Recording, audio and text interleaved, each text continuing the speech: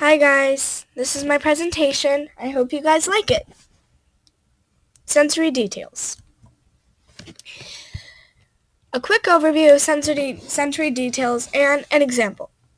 Sensory details are basically what make a book fun to read.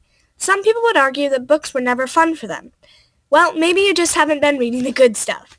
Sensory details are words that make a book come to life. Here's an example. No details?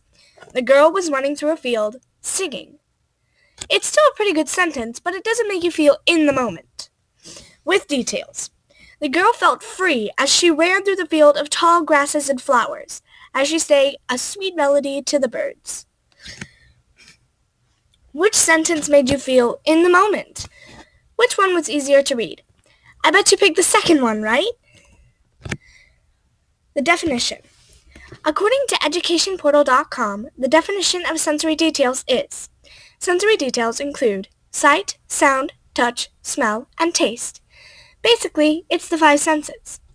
Writers employ the five senses to engage a reader's interest. If you want your writing to jump off the page, then bring your reader into the world you are creating. When describing a past event, try and remember what you saw, heard, touched, smelled, and tasted, and then incorporate that into your writing. Basically, it's using the five senses. The example given was about a girl running through a field of flowers. It included sensory details like, instead of singing, we used, in the example, sang a sweet melody to the birds. Get it yet? Things you probably want to know.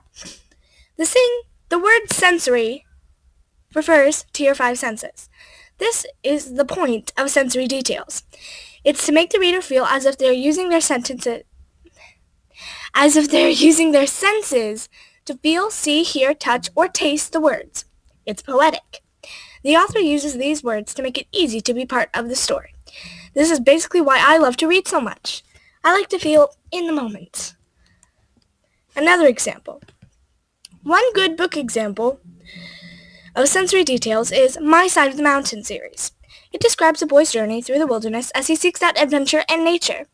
He needs a place to stay, and the writer describes the process of him finding a tree and discovering a hole in it. He wants to settle into the tree, but he needs a more efficient way than chipping away at it to get the space in the tree to be big enough for a growing 12-year-old boy.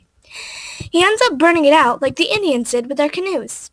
The author describes how he gets his food and even includes snippets from his journal. I recommend this book to all who like nature and adventure, but also the people who love a good storyline. Wrap up. So, basically, sensory details are the five senses: taste, sight, touch, smell, and hearing. In the moment words and description words. So, now you know all there is to know about sensory details. They can make your brain work and your heart melt. I hope this was informative and helpful to your studying and learning.